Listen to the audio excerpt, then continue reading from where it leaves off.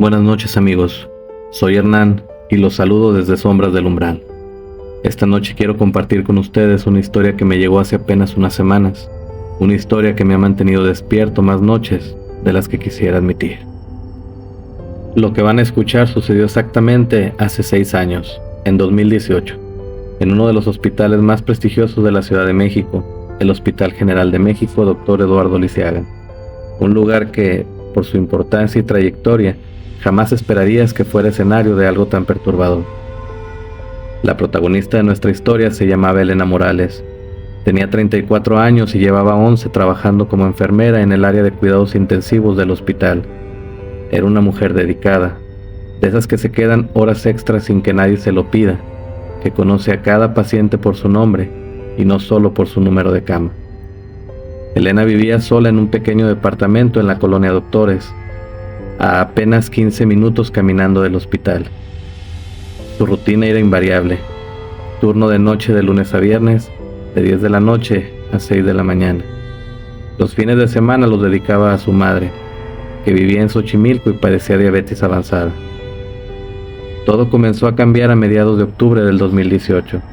Según me contaron sus compañeras, Elena empezó a mostrar signos de nerviosismo durante sus turnos nocturnos. Al principio, pensaron que era estrés laboral. Trabajar en terapia intensiva no es fácil para nadie, pero había algo diferente en su comportamiento. La primera en notar algo extraño fue Dolores Ramírez, una enfermera con más de 20 años de experiencia.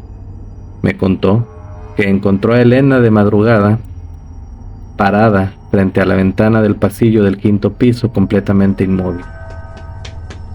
«Elena, ¿estás bien?», le preguntó Dolores. Elena se volteó lentamente y, según Dolores, tenía una expresión que jamás olvidaría. Sus ojos estaban ausentes, como si estuviera viendo algo que nadie más podía ver. «¿No la escuchas?», le preguntó Elena con una voz que Dolores describió como distante y fría. «¿Escuchar qué, Elena?». «La niña que llora en el pasillo. Lleva toda la noche llorando».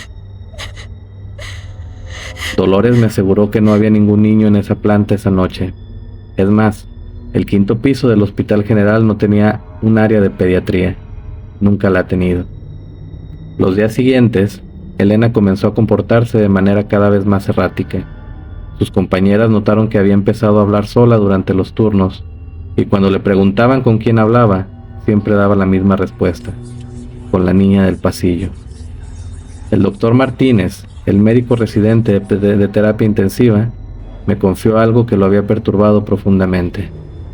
Una noche de principios de noviembre, encontró a Elena en la habitación 507, una habitación que llevaba cerrada por remodelación desde hacía meses.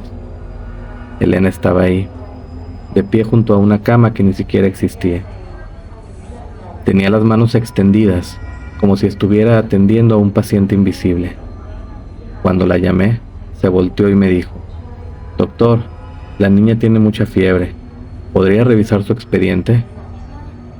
No había ningún expediente, no había ninguna niña, no había ninguna cama. Los incidentes se intensificaron durante las últimas 2 semanas de noviembre. Elena comenzó a llegar temprano a su turno, a veces hasta 2 horas antes. El personal de seguridad la encontraba caminando por los pasillos vacíos del hospital, aparentemente siguiendo a alguien que solo ella podía ver. La supervisora de enfermería, Guadalupe Torres, intentó hablar con Elena sobre la posibilidad de tomar unos días de descanso. Elena se negó rotundamente. «No puedo irme», le dijo a Guadalupe. «La niña me necesita. Si me voy, se va a quedar sola».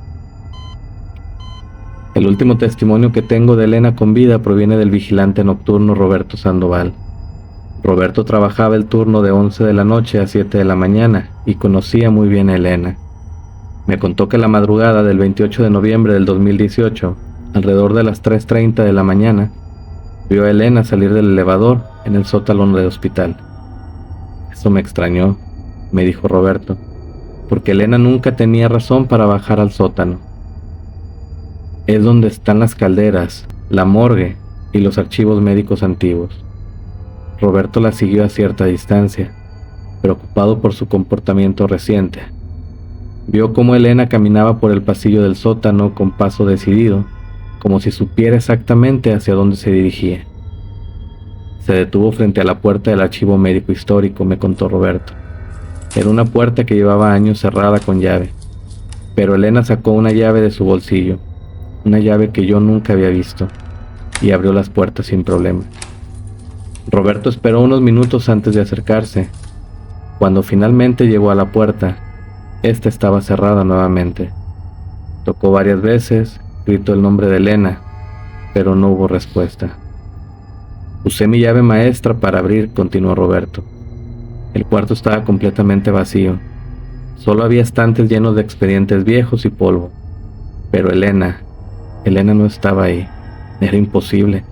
Solo había una entrada y una salida, y yo estaba vigilando. Roberto registró todo el sótano esa noche. Elena había desaparecido completamente. A las 6 de la mañana, cuando Elena no se presentó a entregar su turno, sus compañeras empezaron a preocuparse. Para las 8 de la mañana, ya habían contactado a seguridad del hospital.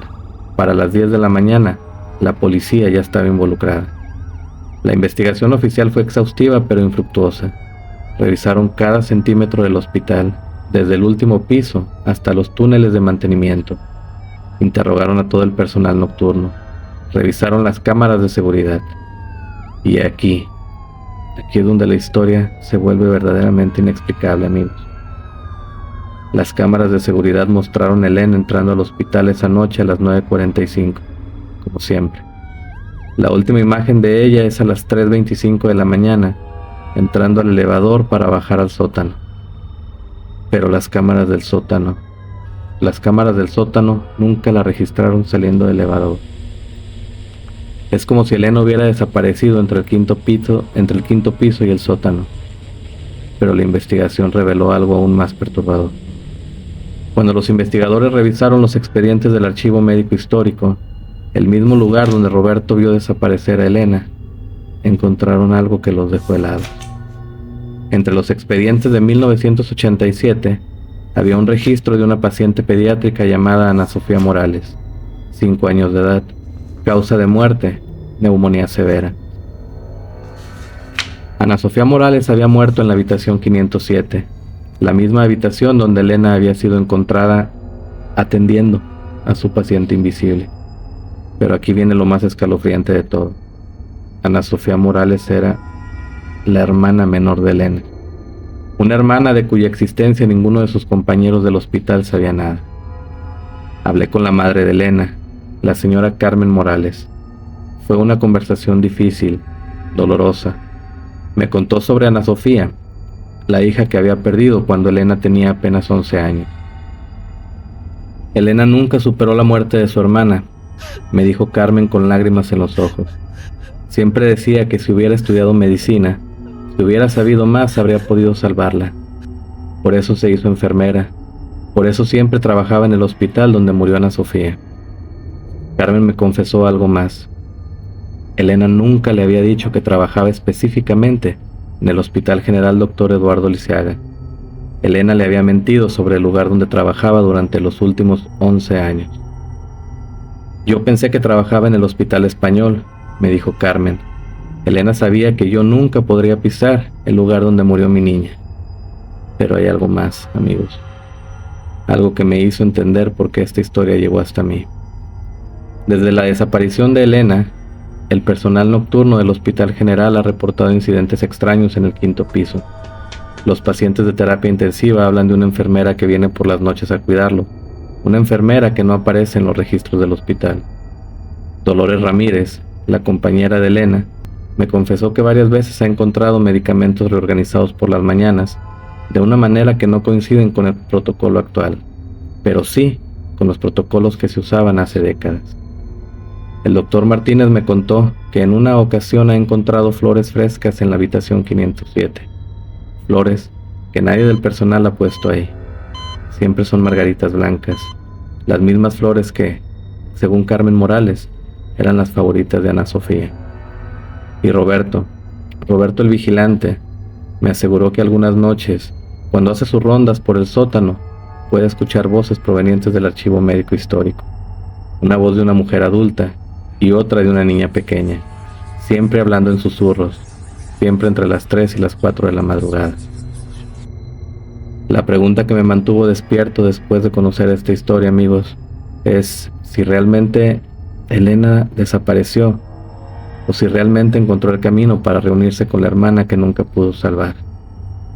Hay quienes dicen que el amor es más fuerte que la muerte, que los lazos familiares trascienden incluso la barrera entre la vida y lo que sea que existe después.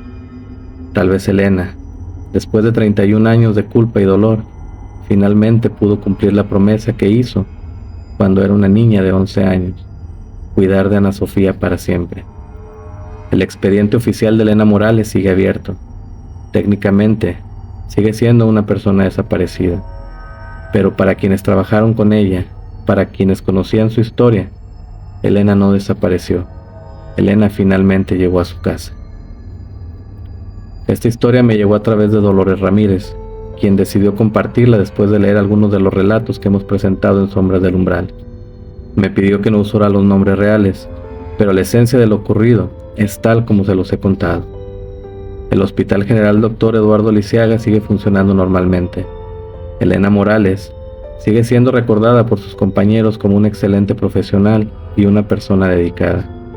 Y según me han contado, los pacientes de terapia intensiva siguen siendo atendidos por una enfermera misteriosa en las madrugadas más frías. Amigos, antes de despedirme esta noche quiero hacerles una reflexión.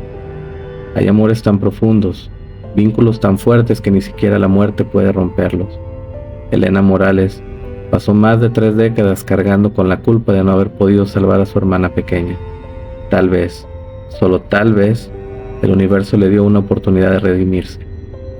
¿Ustedes qué opinan? ¿Creen que Elena realmente desapareció misteriosamente? ¿O creen que encontró el camino para reunirse con Ana Sofía? Les dejo con esa reflexión, amigos. Soy Hernán y esto ha sido Sombras del Umbral. Nos escuchamos en el próximo relato y recuerden, hay cosas en este mundo que van más allá de nuestra comprensión.